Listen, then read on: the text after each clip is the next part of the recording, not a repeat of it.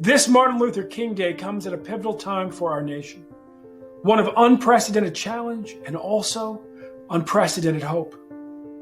Last November, millions upon millions of us turned out to reject the hatred and bigotry of Donald Trump, and we voted him out of office. And on January 5th, our nation took one step further. Georgia voters and organizers helped us flip the Senate, electing Reverend Warnock, the current pastor of Dr. King's historic church, to be Georgia's first black senator. And the other senator, Jon Ossoff, a former member of John Lewis's staff. And in 2 days, Kamala Harris will be sworn in as the first black person, the first Asian American, the first woman to serve as our nation's vice president. What a beautiful time. And yet we cannot ignore the violent sedition that took place at the U.S. Capitol on January 6th.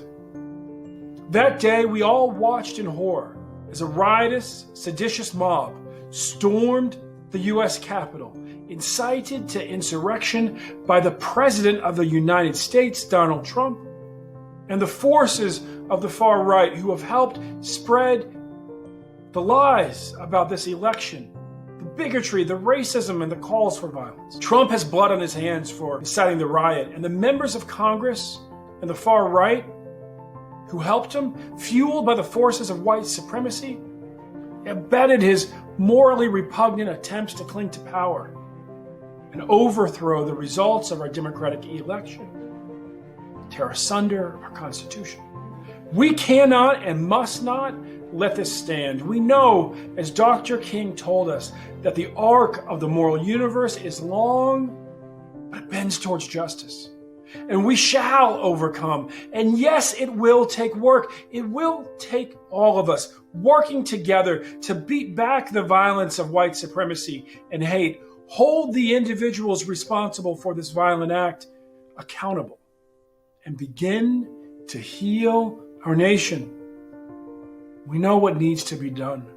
First, we must act swiftly to hold Trump, the members of the far right, and the insurrectionists who stormed the Capitol legally accountable for their actions.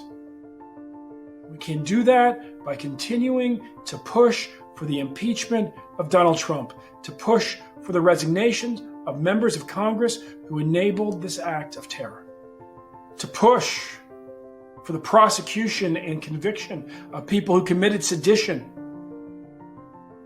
who rioted, who murdered. The 2020 elections underscore the power and potential of our democracy. When we all vote, we can make positive, lasting change for our country, our children, and our children's children. This is the first year we will recognize Martin Luther King Day without my friend John Lewis.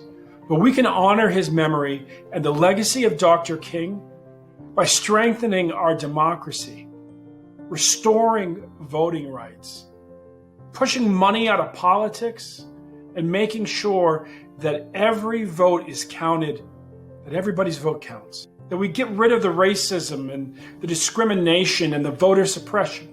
And in order to do this, there's a 1-2 punch headed to the Congress, and we need your help.